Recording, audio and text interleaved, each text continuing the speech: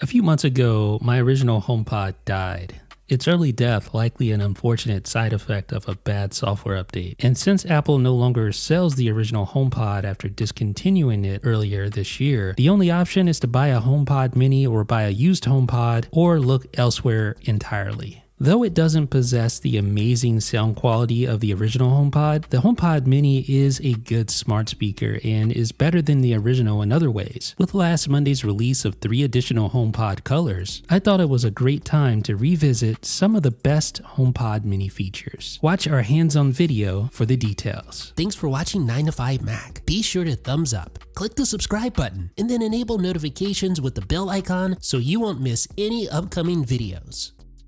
Announced at Apple's 2021 MacBook Pro event, the HomePod mini gets 3 fun new colors: blue, orange, and yellow. These colors join the black and white color options that debuted with the launch of the mini. The original HomePod had no such color options, so if you were tired of the same old boring tech look, then the HomePod mini is a great way to add a splash of color to your environment. Now, after going hands-on with all 3 new color options, I was a little bit surprised. I expected to really like the yellow, and I do, but I also really like the blue. The orange, though, I'm not really feeling that as much. However, I will say that all 3 new HomePods sport the white touch sensor on top, just like the white HomePod mini. Like HomePod units before it, the new color options feature color match power cables, which complement the new digs. The look bears a strong resemblance to the Lightning to USB-C cables that come bundled with today's iMacs. Other than the color options, these HomePod mini models are exactly the same as the previous black and white editions. Unless you just want additional HomePods to place around the house, there's no reason to upgrade from your existing HomePod mini speakers from a technical perspective. That being said, the HomePod mini is the perfect product for fun colors, and I look forward to seeing what other new colors Apple will come up with down the pipeline. While Apple eventually dropped the price of the original HomePod by $50 before dropping it altogether, the speaker debuted with a pretty hefty $350 price tag. It was a lot to ask for a smart speaker that initially lacked much of the smarts that it features today. As such, the original HomePod stumbled out of the gate and apparently never sold through its initial allotment, as there were still launch units available years later. The HomePod mini, though, with its wallet-friendly $99 price tag, has no such barrier to entry. Compared to the original HomePod, there is no way around the fact that the HomePod mini is decidedly worse sounding. Because it lacks the space for the larger drivers to push more air, the sound difference is immediately noticeable upon comparing the two. In my opinion, even 2 HomePod minis in a stereo pair sound noticeably worse than a single large HomePod, and when compared to 2 full-size HomePods in a stereo pair, it's not even in the same ballpark, especially with low frequencies. Now, with that said, HomePod mini sounds good for its size. It's designed in a way to emit 360-degree audio to fill a space with sound no matter where it's placed, and the built-in Apple S5 system on a chip enables computational audio to present a balanced sound profile. The original HomePod, while not gargantuan, is significantly larger and heavier than the HomePod mini. The small size of the mini means that it can easily be placed in areas that weren't accommodating to the original HomePod. A pair of HomePod mini speakers makes for the perfect Apple TV companion. In fact, a stereo pair can now be used as the default sound output in tvOS. I've been using my 2 original HomePod mini speakers with my Apple TV for several months now, and I'm having a great time with it. It's obviously not surround sound, so it can't compete with dedicated home theater setups in that way, but it's a good sounding solution that works well for movies, games, and Apple Music. What I most appreciate about using the HomePod mini as a dedicated Apple TV speaker is the fact that there are no wires needed outside of the power connection. A pair of HomePod minis makes for an extremely clean speaker setup that sounds miles better than the stock speakers in your television, not to mention the amount of smarts that they bring to the table. Now, one of the great things about the HomePod is that it features 4 microphones that help cancel noise. This allows users to use the "hey, you know who" keyword even amid a loud environment or even when they're far away from the speaker. Now, from time to time, yes, Siri still causes me frustration with its incoherent responses, its long wait times, and occasional downright incompetence. But there's no denying that the experience is much better than it was when the HomePod first came to market. One of the most glaring omissions from the initial HomePod launch was the lack of support for multiple time timers. Apple finally fixed that issue, of course, and has continued to improve the experience. For example, users can now use an intercom feature to communicate with other household members.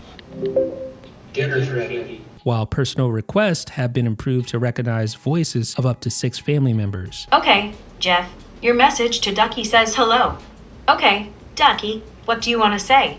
Now here are some of the enhancements that are available today. Of course, the aforementioned multiple timer support and intercom support. There's music handoff, personal listening suggestions, multi-user support, lossless audio, and spatial audio Dolby Atmos support when connected to an Apple TV 4K, and Apple TV default speaker support. The HomePod Mini with its Apple S5 system on a chip includes software based on iOS and therefore can receive over-the-air software updates just like any other product in Apple's lineup. Apple has already added several new features to the HomePod Mini that weren't initially available when the device shipped, and it will continue to do so as time goes on. Now, obviously, one of the biggest concerns with a so-called always listening smart speaker relates to privacy. First and foremost, HomePod Mini only listens for the "hey, you know who" keyword before it actually listens to your request. You also have the option of completely disabling the keyword and activating Siri manually via a physical touch. Now, when you ask Siri to do something, the request isn't associated with an email address or your user ID, etc. Instead, Apple employs the use of random identifiers to associate with your request. And some requests, like playing back messages for instance, are done in tandem with your iPhone directly on device, so no information goes back to Apple. With all that being said, I will admit, yeah, it is a little bit strange to have all these speakers around the house with microphones in them, but I don't know, man. HomeKit is just too convenient, and having Siri at your beck and call is just too convenient to give it up. Speaking of HomeKit, yes indeed, it is one of the biggest incentives for purchasing a HomePod Mini. With just your voice, you can control all of your HomeKit-enabled smart home devices, such as door locks, lights, thermostats, TVs, and more. Better yet, like the Apple TV or the original HomePod, HomePod Mini acts as a HomeKit hub. A HomeKit hub allows you to control your smart home devices while you're away from the house, not on the same network. And I use this functionality all the time to check the status of my door locks, adjust the temperature, and check cameras while I'm away. Unlike the original HomePod, the HomePod Mini supports the Thread network protocol. Thread is governed by the Thread group, which includes Apple. And Apple's first Thread-enabled product is, you guessed it, the HomePod Mini. In practice, Thread support means faster response times, less failed requests, and less delays when asking Siri to control Thread-enabled smart devices. The HomePod Mini's USB-C connection not only provides users with a way to connect to the included 20-watt power adapter, but it also provides a way to connect the smart speaker to a Mac for restoring software. As someone who's experienced a brick HomePod with no way to recover its software, having this USB-C connection lends much peace of mind. Even if you're not yet an Apple Music subscriber, Apple recently announced a new voice-only Apple Music plan that's probably most ideal for the HomePod Mini. The upcoming $5 a month ad-free Apple Music voice plan is designed exclusively to use Siri commands to play songs, playlists, radio stations, etc. The downside to this plan is that there is no visual UI, and all songs, playlists, and radio stations are requested using Siri and only Siri. No question, it's kind of a weird plan, but of all devices that I can see benefiting the most from this, the AirPods and HomePod are obvious candidates. Although I'm sad that Apple nixed the original HomePod with its much better sound quality, I can understand why such a product proved to be a hard sell with its higher price and less overall flexibility. I remain hopeful that Apple will once again come out with a higher-end HomePod that sounds better, perhaps a unit with a screen. But the HomePod Mini, with its lower barrier to entry on price, compelling technology, and fun new colors, is undeniably a more practical product for the majority of people. What do you guys think about the HomePod Mini? Sound off down below in the comments with your thoughts, and be sure to subscribe for more videos like this. This is Jeff